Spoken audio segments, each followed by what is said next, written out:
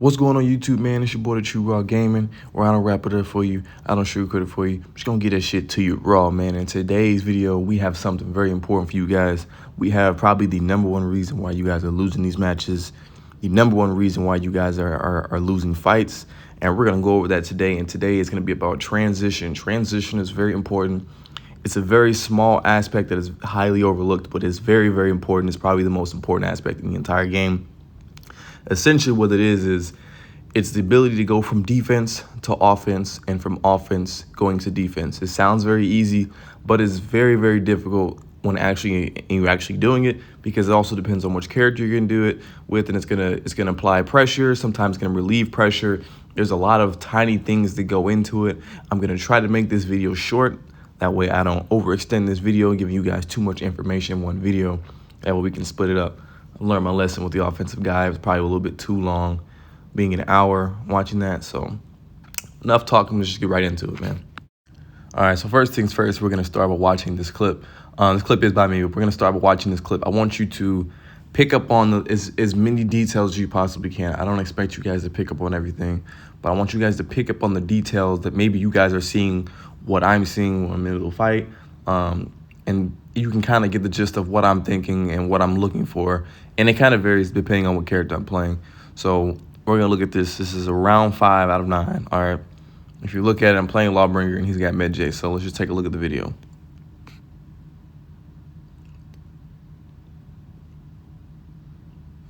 Okay. There's a parry.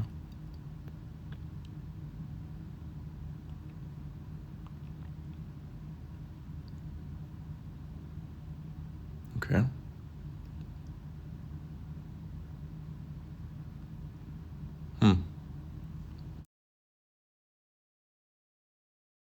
Okay, so we're gonna go over that. I'm gonna try to give you guys some really good details, and this will really help you when you're actually making quote unquote reads. You're trying to read your opponent. You're trying to figure out what they're doing. There's little things that you need to look for as far as matching your guard. If he's directly trying to attempt to match your guard, actively matching your guard, meaning if you go left and all of a sudden he's from the top and he goes to his right, which is your left, he's trying to parry. He's trying to block. He's looking for a parry.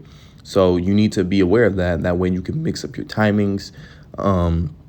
Obviously, there's only lights and heavies, bashes, and guard breaks. But if you can vary the timings of your light and vary the options that you're giving out, that gives you the illusion that your offense is very, very much superior, regardless of what character you're playing.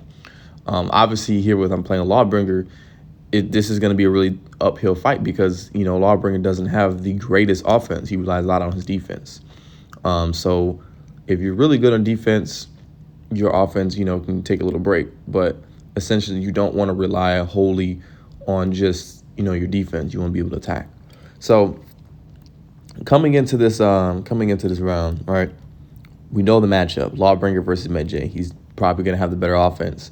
I got the better defense, so I need to make sure I capitalize on every mistake he gets, every punish. Nothing goes unpunished, period.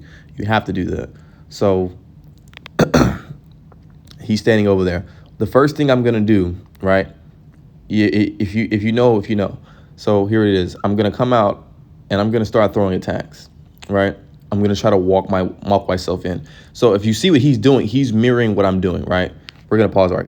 Okay. So the importance of this is, if I'm throwing an attack and he's mirroring what I'm doing and I'm nowhere near him, that means obviously he has a lot more respect for my offense. Meaning, if he's gonna stop what his game plan is, and he's going to start trying to do the exact same thing that I'm doing, that he's putting me at a higher level. He has respect for my offense. He knows the capabilities of what my offense can do. Now, obviously, you didn't see the full set of this, so you might be a little confused. But if you can get that off and start doing that, and he starts doing it right after you, he's obviously respecting your offense. So you're going to have a little bit more leeway. And that's what you want. You want someone to respect your offense, because when they respect your offense, that means everything that you do, every attack that you do, everything could be very lethal to them, and they could be a lot of damage, and they know that. So they don't want to really give you anything. So him starting to walk me down, he's like, okay, if he's going to start swinging, I need to start swinging too, because his offense is going to shut me down. I know I have hyper armor. I need to get that hyper armor started. That's essentially what he's saying. Okay. All right. So I feint, and I'm expecting him to do that attack. I just made a really good read, okay? And I'm gonna let this one rip, okay? This is another important thing that we're gonna go over, is that a lot of you guys are sitting here waiting for an attack. Did you just see what I did? After I finish a string, we're gonna run that back. So we have to run that back, okay? Another thing is you guys are waiting too long. You guys are waiting for an opening. You need to create your own opening. It's okay to get parried. This is part of the game. He only got so many options to defend himself. You can't get mad at the guy defending himself. You need to actually let it rip. Let some things rip. Sometimes it's okay to get parried. You got to take that risk. You know, this game is all about risk and, you know, managing your risk. But, you know, obviously I'm playing a Lawbringer. I'm going to have to let it rip at some point. So you need to let things rip. That way you find an opening. You can't just sit there and hope an opening is going to open up. You know, a lot of these players that are coming back to the game, they're really good. You're going to have to actually throw some attacks, make him move his guard, force him into an option, and make your own opening. That's the key to it. You have to create your own opening. So right after that, okay, after we did the whole talk about letting things rip and finding your opening and creating your own opening, right after that, you know, he goes right back to offense. I don't give him any chance to go into offense. I'm going to try an option and get out of here. You need to give yourself an option, give yourself a fighting chance, and move. It's okay to move laterally and not forward and back. Every character doesn't just able to backstep out of mix-ups. Sometimes you have to use that dot attack, get out of the way. He doesn't have the greatest dot attack, but it gave me just enough time to get out of the way. And then if you've seen just now, I threw one light instead of following with the whole chain. I want to mix him up, make him think I'm done, you know, mix it up. He threw a light, I got a light parry, you know, and he does a dot attack. This time he doesn't do the dot attack. Now I'm just going to let a heavy rip because I saw him go that way. I know he can't delay it. He didn't throw it. So I'm going to throw an attack to find an opening. I'm not waiting for him. You know, I'm not waiting on anybody. I'm the one in control. I'm the one dictating the pace of the fight. I'm dictating everything. I'm not waiting. I'm going to throw an attack to find that opening.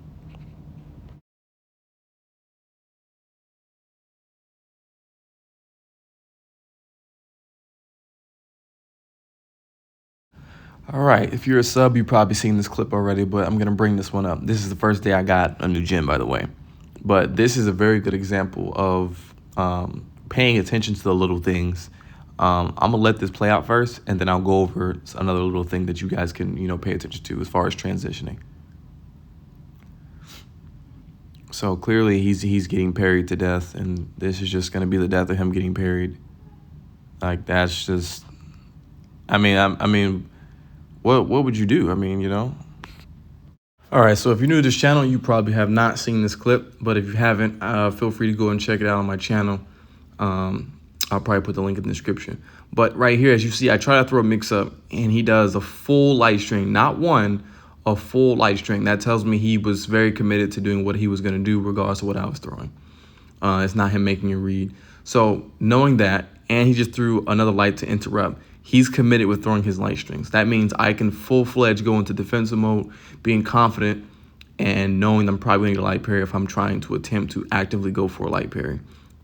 And that's why you see me actively getting parry after parry after parry, is because now I'm in full-fledged defensive mode. This is nothing to do with me transitioning into offense.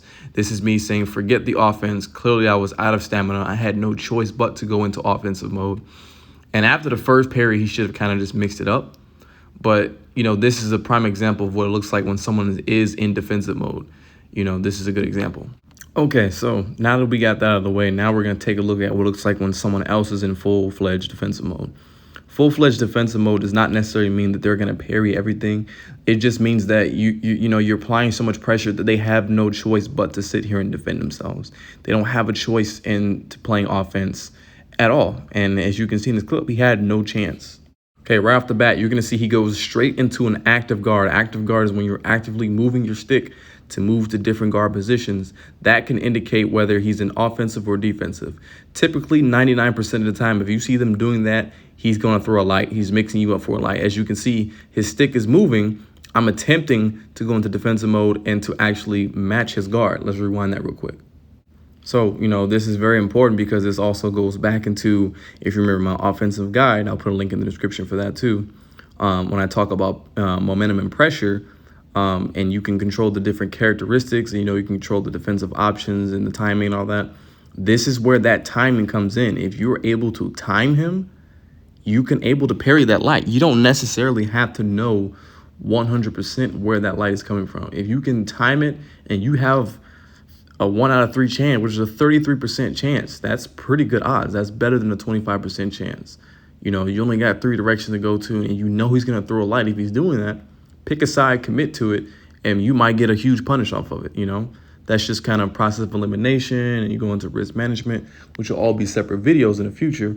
But that is a very, very big pivotal part about defending yourself. Okay, so once we move past the part of him doing his active guard, we know he's trying to go on offense, so that's your key point to shut him down, especially if you're playing Lawbringer. He backsteps, knowing he doesn't know he's negative frames on that. You get a free heavy if you can time it, right? I get a parry. Instead of going for the full light, trying to go into a light, I'm going to catch him with some pressure. I'm just going to keep laying it on him. I'm taking risks.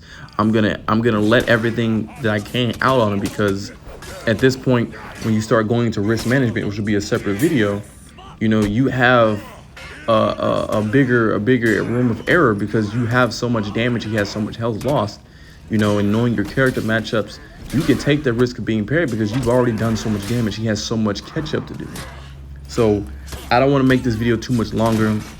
I don't want to, make this a little bit too complex for you guys to understand. I'll try to separate that into another video, because risk management is definitely probably the biggest point to make for defending yourself against any kind of opponent, no matter what skill. But we'll go into that later on.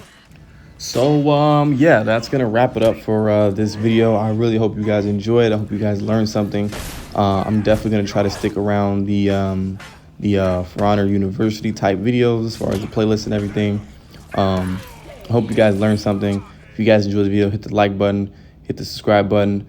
Make sure you guys check the comments. I'll be dropping a kind of vote thing of what my next video should be. If you guys enjoyed the video, like I said, drop a like, drop a sub. Appreciate it, man. I don't wrap it up for you. I don't sugarcoat it for you. I'm just going to get that shit to you raw, man. Thank y'all for coming out.